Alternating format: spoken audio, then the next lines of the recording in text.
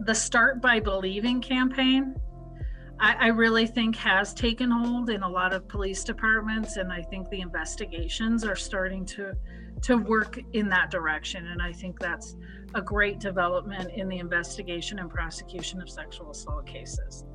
I still think we have a long way to go with our jurors, getting them to understand the dynamics. We all have these misconceptions about, if I had been raped, this is what I would have done, or this is how I would behave, because they don't understand, they're not coming from that place. So I think we still have a long way to go with that, but I have really seen a tremendous improvement out of law enforcement and how they approach and how they handle sexual assault investigations.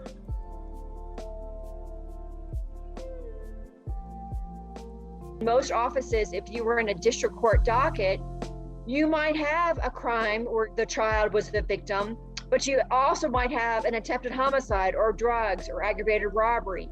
And depending upon your jurisdiction, you may or may not have access to forensic interviewing or a good investigator or a victim advocate. And you certainly probably didn't have much experience of how to talk to a 7-year-old or 12-year-old or 16-year-old.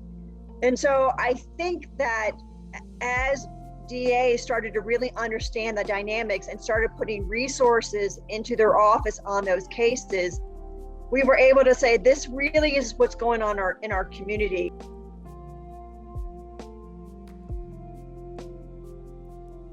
You do your best as a prosecutor to support children and teenagers and women and men when they come into your office and say, I've been sexually or physically abused, or both.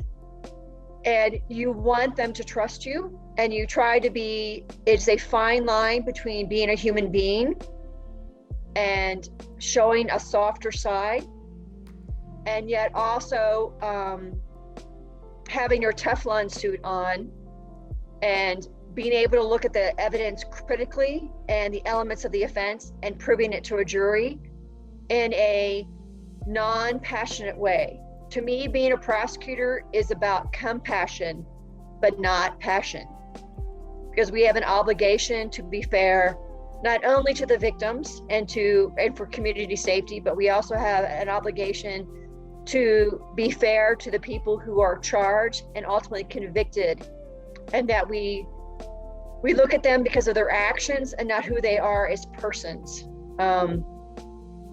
And I think that sometimes that it can be a hard balance for a prosecutor, especially when the effects of their actions, the offender actions towards victims, is so detrimental. Start by Believing is important for the whole community. How you would react to something is not how everybody else reacts to something. So what I feel, how I would handle being sexually assaulted, having not gone through that experience, is going to be completely different than how somebody else would. Realize that how other people react to trauma is not going to be how you react to trauma. And how you think you would react to trauma may not be how you would react to trauma. So just to keep an open mind as to how people process some of the horrible things that have happened to them. I wish the public knew how much these prosecutions involve, from law enforcement and having the special units that some law enforcement offices, agencies have, to places like, the children advocacy centers like Ralston House, to specialty units in DA's office, so that we can really spend the time with children and their parents.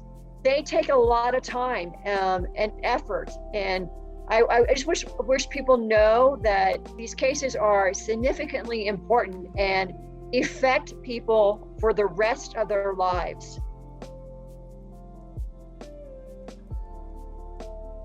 I can completely understand why they're hesitant to report, because there's a lot of pressures on victims of sexual assault from their family, from their friends. They don't feel like they'd be believed.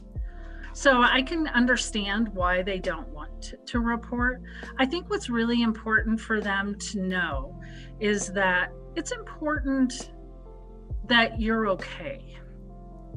So even if you don't want to report to law enforcement, you really should receive medical treatment and care.